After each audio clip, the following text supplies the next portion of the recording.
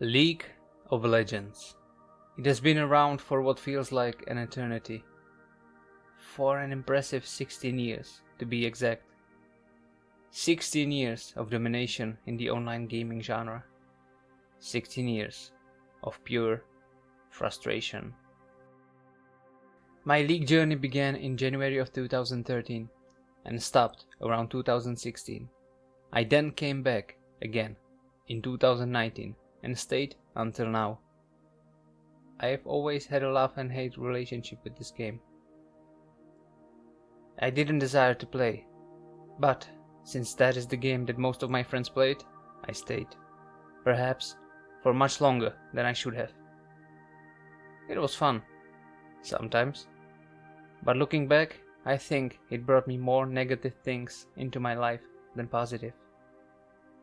Now all the fun is gone and nothing but frustration remains. The game state is terrible and I can no longer stand it. Win or lose, the game is a constant circle of few happy moments and tons of frustrating ones. Some people think that playing the game is worth it. I am not among them. Even though the game has some positive aspects, I'm here to talk about the negatives, which far outweigh the positives.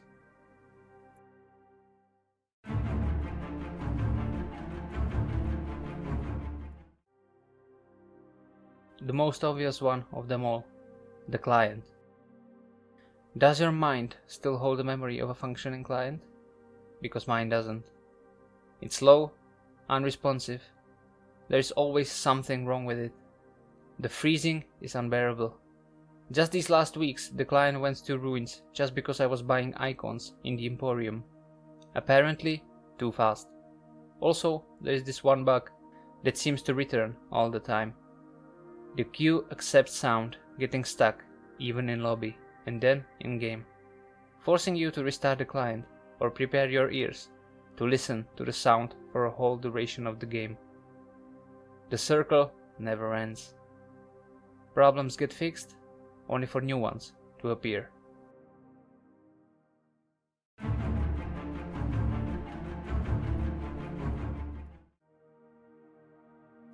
Bugs will happen in every game, and League is no exception. Yet, some bugs remained in the game for years, like Ribbon Queue, for example. Recently, ARAM Mayhem came out, which highlighted some problems for me that I have not seen or noticed before. For example, augment called Upgrade Collector. Your execution threshold gets better with each collector kill. The catch? It maxes out at 10%. I don't know if it is intended or bugged, doesn't matter really. Now gaze at the description. See anything about 10%? Me neither. Riot doesn't explain the full augment description when it easily could.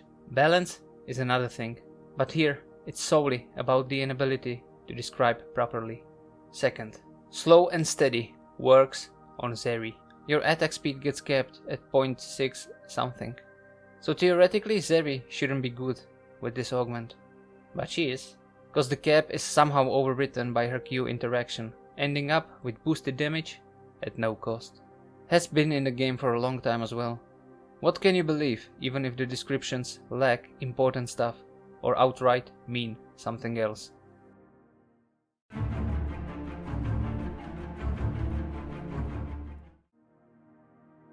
Now stealth works differently on different champions. True stealth and whatnot. So many iterations of stealth makes the game inconsistent and much harder to learn. Shaco can't be seen up close, but Twitch can. Doesn't matter what words the tooltip holds. These mechanics should be consistent across the whole game, not change with every champion.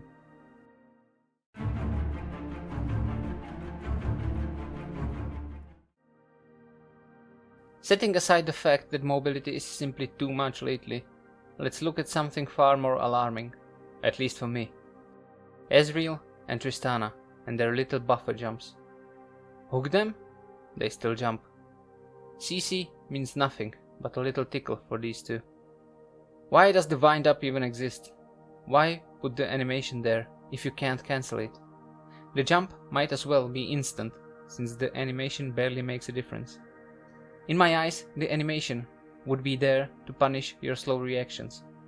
If you don't react fast enough, you get caught mid-animation and the jump is cancelled. You know that your champ needs time to cast the jump, and you didn't predict or reacted too slowly, and now you get punished.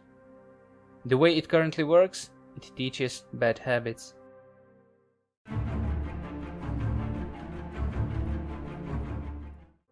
Elevation. There's no reason to have this in the game if it messes up the hitboxes so much. Consistency is once again gone.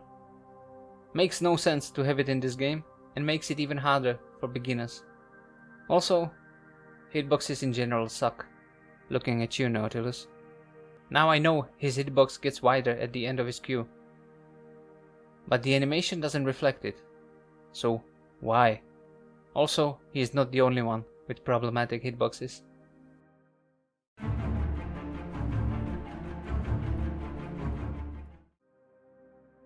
It seems like the newer the champ, the more stuff he has. Yon, Akshan, Zahin. Speaking of Zahin, the absolute comedy of removing an entire champ and redesigning him because his kit was broken, only to release the same exact things years later. Isn't that amusing? Yes, I'm talking about the old Aatrox. I don't know if this point needs more explanation. New champs are superior to old ones, which in turn makes Riot buff the old champs, leading into Mundo being played in pro play. Like, there is no way Mundo should be viable in pro play. Never-ending circle once again. You either overbuff obsolete champs to keep up with the new ones, or make the new ones unusable unless in pro. Rinse and repeat.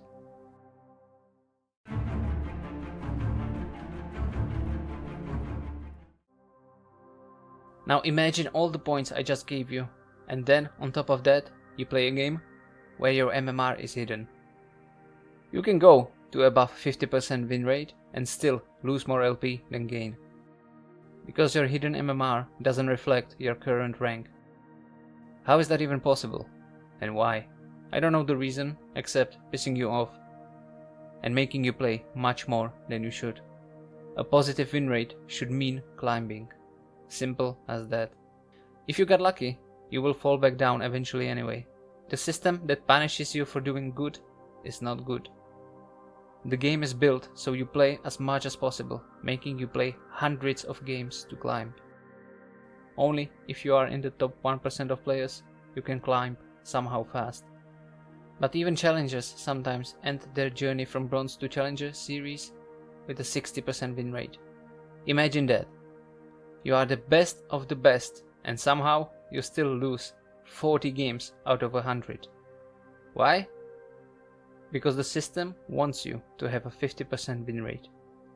They will still climb, because they are good of course. But if you play at Emerald level and you are stuck in Gold 1, it will be so much harder for you to climb, just because of this system. If you are better, you should climb. Period. And if you want to say, but you climb if you are better. Yes, you do. But much, much slower than it should require. Once again, it's probably intentional to make you play as much as possible. So much for competitive integrity.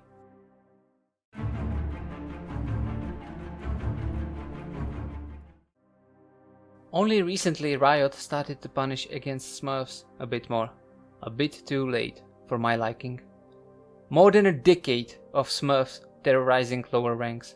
More than a decade of players doing content climbing from bronze to challenger. The irony of Riot being against toxicity and ruining games, but it lets Smurfs run free. Riot even passively promotes it by letting streamers do the bronze to challenger climbs and make content out of it. Even if it is for educational purposes, it's still bad. You don't have to go to bronze to teach people how to play. That's just a cop-out to have fun while playing against lower skilled players.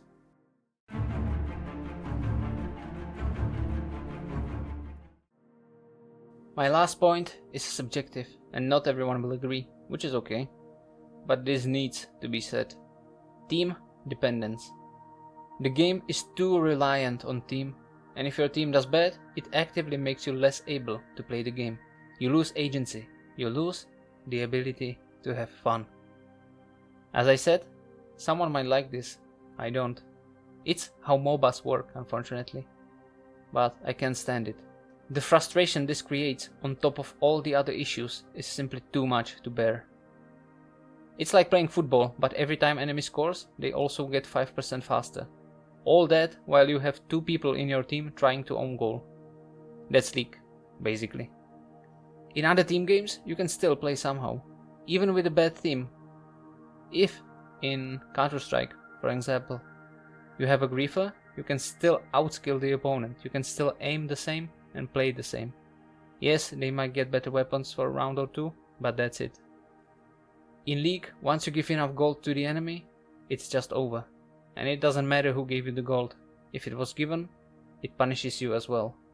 This last point, combined with all the others, is just too much for me to have fun. The game just became a never-ending circle of frustration.